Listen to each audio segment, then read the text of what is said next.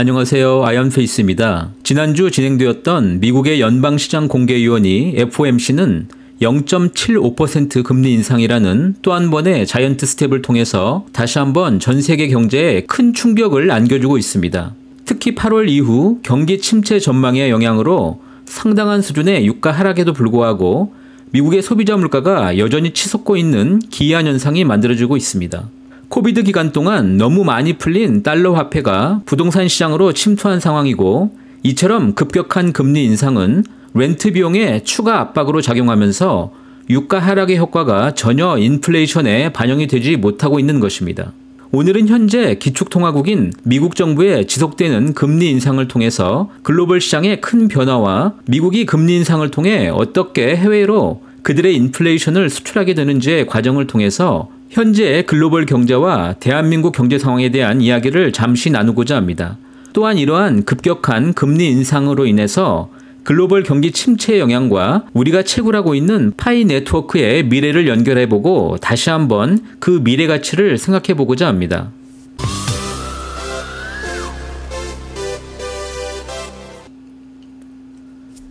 예상대로 9월 자이언트 스텝을 단행한 미국의 연방준비위원회는 이제 본격적으로 그들의 오판 때문에 기회를 놓쳤던 인플레이션을 잡기 위한 전략으로 지속적인 금리 인상을 공언하고 있습니다. 이제 그들은 11월과 12월 올해 남은 두 차례의 FOMC를 통해서 미국의 금리는 추가로 1% 이상 인상이 될 것으로 예상을 하고 있습니다. 급기야 그들은 국민들의 면전에 고통은 당신들의 차지가 될 것이라고 공언하고 있습니다. 경제학 교과서에도 나오지 않는 일들이 현실에서 발생이 되고 있습니다. 이제 미국의 연준은 본격적으로 금리 인상을 단행하면서 잉여 수요를 위축시키고 기업의 투자와 고용 의지를 하락시킴으로써 실업률을 크게 높여야만 하는 기이한 현상에 직면하고 있습니다. 그래서 미국의 경기 침체는 실업 상승을 통한 집값 하락을 통해서 해외로 나간 달러가 미국의 금리 역전으로 급격하게 돌아오면서 마지막 목표인 미국의 인플레이션이 수출되는 그 결과를 만들고자 합니다. 결국 도미노 현상처럼 이제 글로벌 경제 역시 이들의 영향으로 전 세계 국가들이 최악의 고물가의 상황으로 내닫게 되고 경제 위기가 심화되면서 신흥국과 저개발 국가들이 다시 한번 외환 위기를 경험하게 될 것입니다. 물론 이미 아시아와 중남미 여러 국가들이 현재 거의 디폴트 상황이라고 판단이 됩니다. 2008년 금융위기와 코로나 사태를 기점으로 풀린 엄청난 양적 완화의 결과는 이렇게 신흥국과 글로벌 양털깎기를 다시 한번 재현하게 될 것입니다. 코로나 이후에 풀린 미국의 12조 달러는 지난 2차 세계대전 이후부터 현재까지 미국이 참가한 국제적 전쟁과 수많은 군수물자 지원 금액을 능가하는 수준이고, 현재 존재하는 달러의 약 40% 이상은 불과 지난 12개월 동안 프린팅된 것이라고 할 수 있습니다. 이것은 1차 세계대전 이후에 독일이 패전의 결과로 전쟁 배상금 지불을 위해서 마르크와의 초인플레이션을 만들었던 그 상황을 마치 연상케 합니다. 최근 2년간의 달러 발행이 얼마나 큰 금액인지를 판단하기 위해서 가장 좋은 도표라고 생각이 됩니다. 미국이 2008년 금융위기를 돌파하기 위해서 발행했었던 그 당시로는 천문학적인 금액인 2.3조 달러를 지난 2년 동안 달러 발행 지표와 비교한 자료입니다. 지금 현재 달러 가치가 얼마나 하락하였을지, 그리고 글로벌 경제가 그 영향으로부터 얼마나 큰 물가 상승 부담을 갖고 있는지에 대한 구체적인 지표라고 할 수가 있습니다. 물론 미국은 기축통화로서 급한 경우에 글로벌 경제 위기는 전혀 상관하지 않고 인플레이션 수출이라고 하는 매우 배타적인 기능을 갖고 있어서 그들의 경제가 무너진다거나 달러의 기축통화 위치가 쉽게 변화될 리는 없을 것입니다.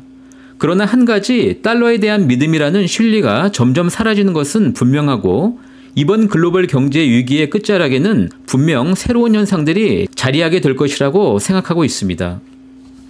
당장 미국 경제가 금리를 대폭 인상함으로써 실업률이 상승하고 소비자 지출이 하락함으로써 단기간에 그들의 경기 악화는 이미 예상된 일이고, 그들이 이러한 인플레이션 수출 전략을 통해서 지금까지의 자국 우선주의를 지켜온 명백한 결과는 바로 IMF가 2023년도에 미국의 GDP는 2022년 대비 강달러의 영향으로 오히려 더 성장할 것으로 예상하고 있는 것으로 쉽게 확인해 볼 수 있을 것입니다. 이미 대한민국의 경우에 현재 중국과 미국 시장의 단기적인 성장률 하락을 통해서 무역 수지는 급격하게 적자를 기록 중이고 달러 대비 1,400원을 훌쩍 넘은 환율은 모든 분들이 매일매일 체감하고 계실 것으로 심각한 상황으로 접어들고 있다고 판단됩니다. 향후 미국의 이러한 강달러 전략을 통해서 글로벌 경기 침체와 신흥국들의 디폴트 사태는 쉽게 예견해 볼 수 있을 것입니다. 당장 이번 사태의 1, 2년 이후에는 어떠한 변화가 일어날 수 있을지 쉽게 생각해 볼 수가 있을 것입니다. 러시아와 중국 그리고 인도가 포함된 더 강력한 탈달러 동맹이 강화될 것이라고 판단합니다. 아마도 이번엔 지난 20여 년의 역사와는 대단히 다른 큰 폭의 동맹의 강화가 될 수 있을 것이라고 생각이 됩니다. 이미 파산을 경험하고 있고 향후에 새롭게 디폴트를 선언할 많은 국가들과 위험에 빠진 국가들이 엘살바도르와 중앙아프리카 공화국처럼 비트코인을 포함한 암호화폐 기축통화국을 선언할 확률이 매우 높다고 생각이 됩니다. 이제 그들에게는 더 이상의 선택할 대안이 없다고 봐야 합니다. 그렇게 되면 더 높은 암호화폐 채택이 발생하게 될 것은 분명합니다. 이제 비트코인과 이더리움이라는 기존 암호화폐의 주권과 메가크립토가 될 파이 네트워크 간의 플랫폼 경쟁 혹은 전쟁이 발생할 수도 있을 것입니다. 이에 대응한 각국 정부의 디지털 화폐 CBDC도 더욱더 빠르게 전개될 수 있을 것이라고 생각해 봅니다. 어제 우리는 파이 네트워크의 창업자의 입을 통해서 직접 파이는 새로운 화폐 시스템이라고 하는 그들 스스로의 사명을 직접 듣게 되었습니다. 이들이 이렇게도 조금 위험할 수도 있는 발언을 공개적으로 하는 이유는 이제 파이 네트워크가 세상에 본격적으로 그 모습을 드러내는 시간이 점점 가깝게 다가오고 있다는 의미와 함께 강력한 파이 네트워크의 부트스트랩에 대한 자신감의 표현이기도 합니다. 상품과 서비스에 제공이 되어서 그 가치를 인정받게 되고 그 거래 규모를 키우면서 글로벌 합의 가격을 만들어내는 시스템을 통해서 추가의 경제 시스템으로 확대를 노리고 더 많은 사용자 그룹의 증가를 생각하고 있는 파이 네트워크의 비전은 어쩌면 이제는 그들에게 있어서 블록체인이라고 하는 기술적 장벽은 그들이 원하는 화폐 시스템 혁명의 목적이 아닌 일종의 수단에 불과할 수도 있습니다. 암호화폐 카르다노의 창업자 찰스 호스킨슨의 이야기처럼 사람들이 내가 사용하는 수단이 블록체인 서비스인지 전혀 모르는 상황들이 비로소 암호화폐가 대중적인 채택이 되는 순간이라는 이야기는 오히려 파이 네트워크의 지불 시스템에 적용될 수 있을 것이라고 생각을 갖고 있습니다. 헤게모니를 갖게 되면 누구나 강자가 될 수가 있습니다. 이렇게 많은 달러를 발행해도 미국이 충분히 강력하고 그 위치를 유지할 수 있는 이유가 됩니다.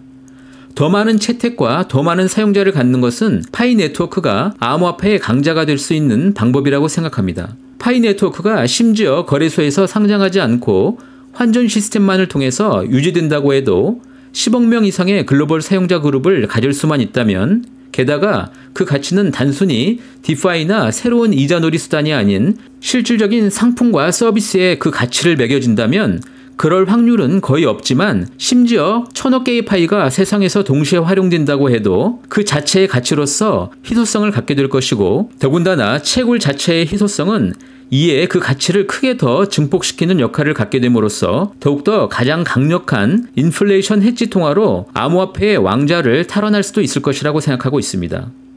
이를 위해서 필요한 것은 오로지 파이오니어들의 변하지 않는 신념일 뿐입니다. 오늘도 이렇게 저와 함께 해주셔서 진심으로 감사드립니다. 새로운 한 주도 멋지게 보내시기를 바라겠습니다. 감사합니다.